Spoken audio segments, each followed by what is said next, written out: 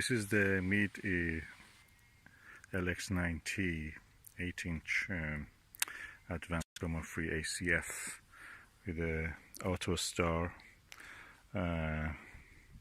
Autoguide, which is a talkie version. And now is doing I've leveled it using my mobile phone and also True North. It found a True North for me. I've attached the Velcro on the back of this and the side, so I can attach this if I want.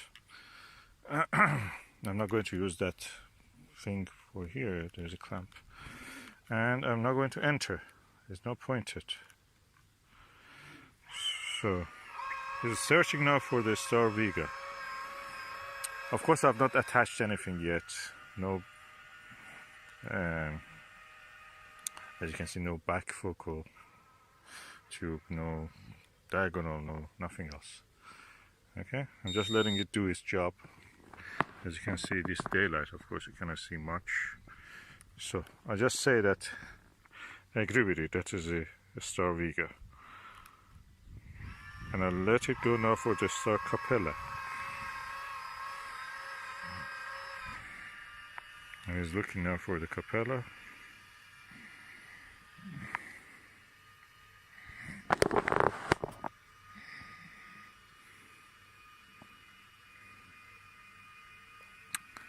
Of course, if it was in the night time, I would have actually tried to see if it is really in center. I would train it and other things. It's correcting itself. Okay, so I can now press enter if you see it. Of course, I cannot see the Capella at this time of the day. The sun has just set, so it's not visible. But I just say enter. I agree with it. Now align successful. Object. Okay, I want to see the object. So let me see what object it has. Press the enter object, and now it goes to solar system. And I say again enter, and this goes to all the objects in the solar system that are in the library of this. So Mercury, no. Oh, sorry, I have to go here actually. It's a weird system. Mercury, Venus, you have to press this and this. Venus, Mars. I'm testing it just to see Jupiter. Jupiter must be around somewhere in the horizon, above the horizon. So I enter. It must be in that direction somewhere. If it goes into that direction, that means it's working. So I enter. It's calculating. It's giving me some information about it.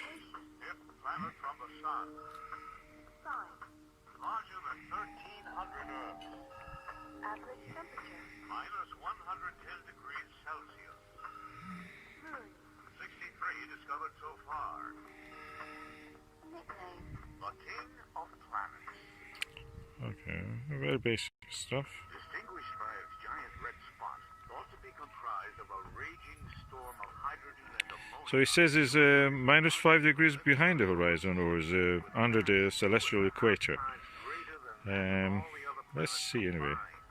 Impressed by its colossal size, ancient Roman astronomers named the colorful behemoth after their primary god, Jupiter, or Jove. Later philosophers attributed happiness to the planet. It's not reason, so it doesn't tell to me. Oh, I've not entered the correct time, by the way. It says 3:10 a.m. The time now is around, around 9 o'clock. Let me just enter the correct time. That's another session. This is inside of the Meade LX90.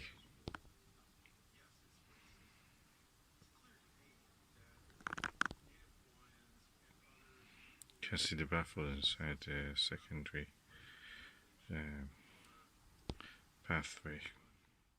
I recommend when you get a telescope, a Meade telescope with go-to system, reset the Autostar. You go to the mode and go down using these scroll buttons here, and you go down or up and find the reset. You have to reset it.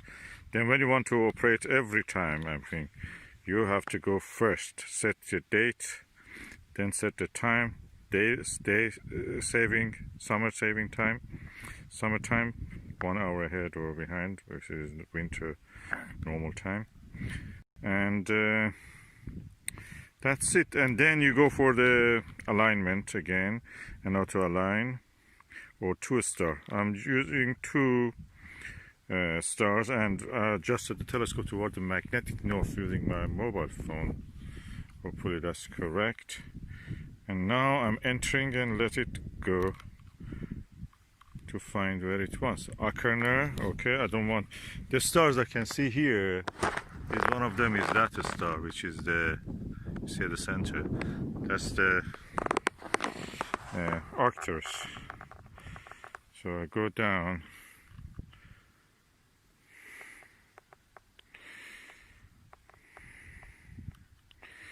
To find the Arcturus.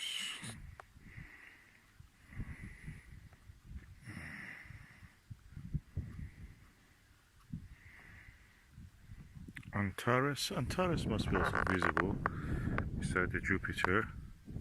But I'm going for Antares. Arcturus, Arcturus is here. And let us see if it is correct now. I can find it. Okay, it's turning toward the right direction.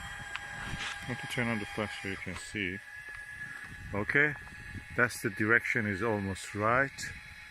So when it goes there and points to the Arcturus, that is rising. I think that is almost right. I think it's around 2-3 degrees wrong. I have to press it and bring it to that position. I will do it. Okay, the Arcturus is now at the field of view. Of course, I don't know if you can see it, but anyway, it's in the field of view at the center. And I use the focal reducer just to make the wide field of view. So I'm now entering, so it knows that's a star. So I'm now going for the second star. Let me see what star I can choose. So for telescope, I've attached the Autostar, the Velcro to the body. It's like magnet, as if it attracts to it. And for the second star, I'm going to choose the star which is right above our head. Let me turn off the flash. Yeah, that's the star you see there in the center. That's Vega. And I'm going to use that.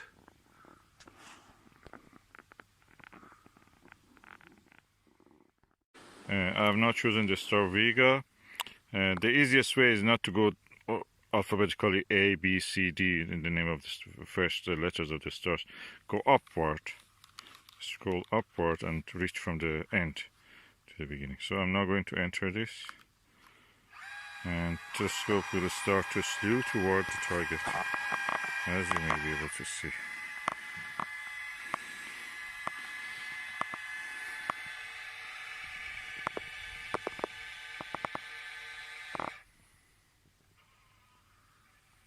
We're almost trying to find it.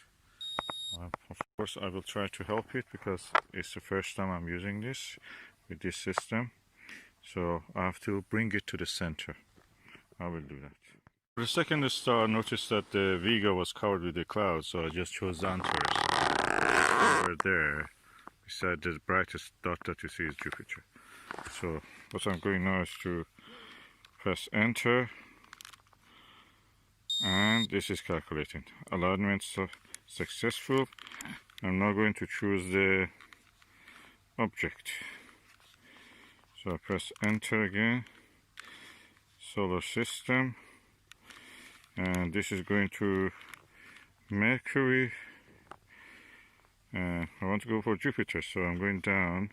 Venus, Mars, Jupiter. Okay. If I enter now, this will go to talk about it. I don't want talk because I've listened already to that. I want it to go to Jupiter. So yeah, dead center. Dead center. We have the Jupiter dead center. Auto align successful. -110 degrees Celsius. 63 to far Amazing. I have it at the center now. of planets. Oh, lovely. Okay, what is important is that you're not just centering them, it's tracking them. That's very important.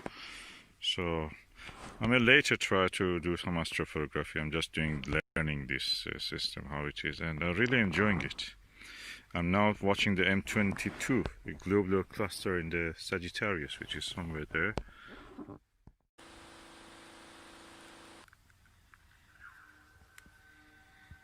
planet Saturn, an elephant.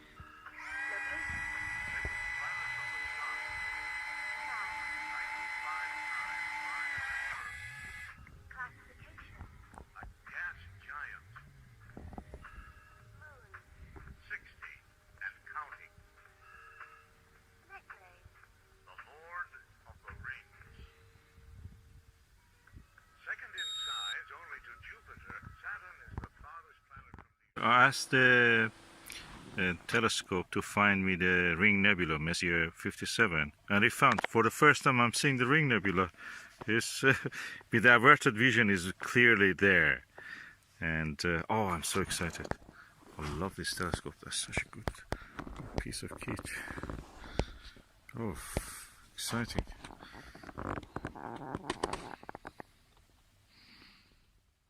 I'm now seeing the M13. I don't remember, have I seen M13 before in the binocular? Probably at 1240 I had. I never saw it with a telescope. That's clear, it's there. It's a very fuzzy thing. It looks like a comet, but it doesn't. I have to really darken up my eye, but there is a little light here, as you can see. And anyway, it's beautiful. It's there.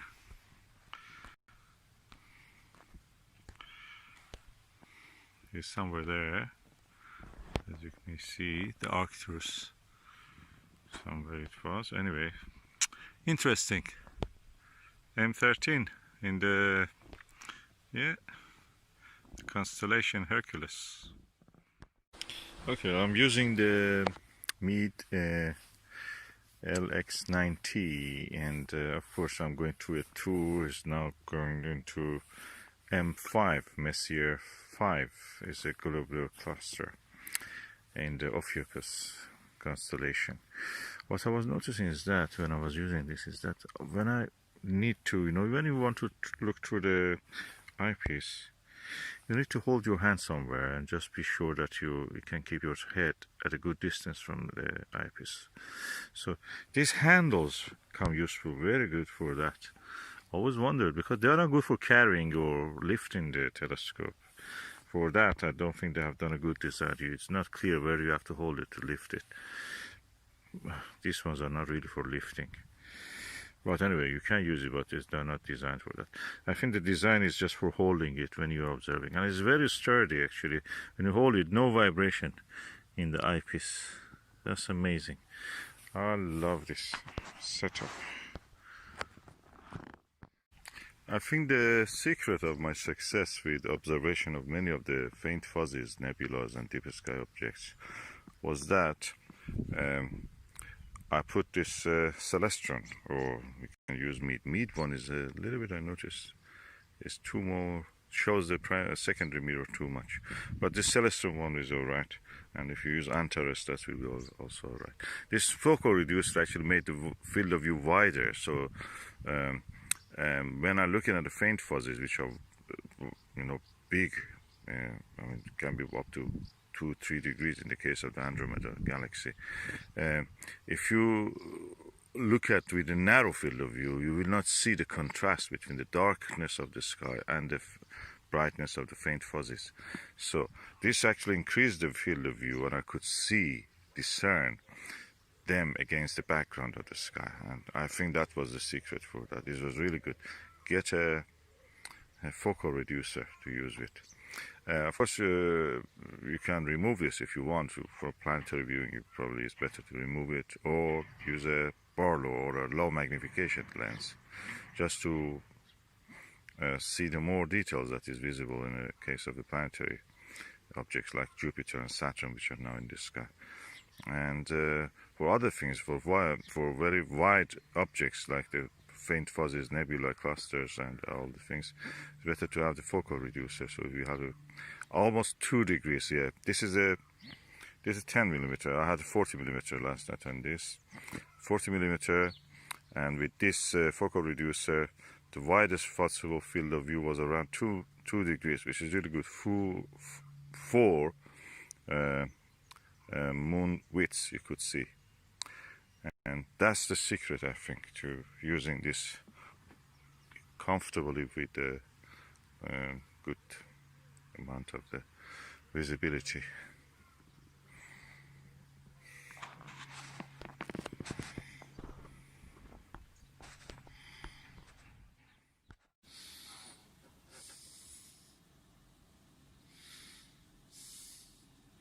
You ever feel like someone else's feelings about something are so loud that you can't even hear your own? Yes, I do.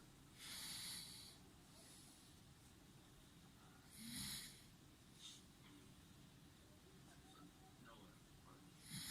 Solid way. Who's your teacher? No. Yeah, good.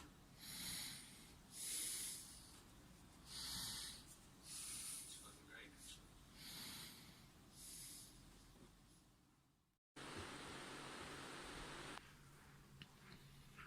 One of the moons of the Jupiter is now very close to it. It's probably Io. I tried to capture it in a photo.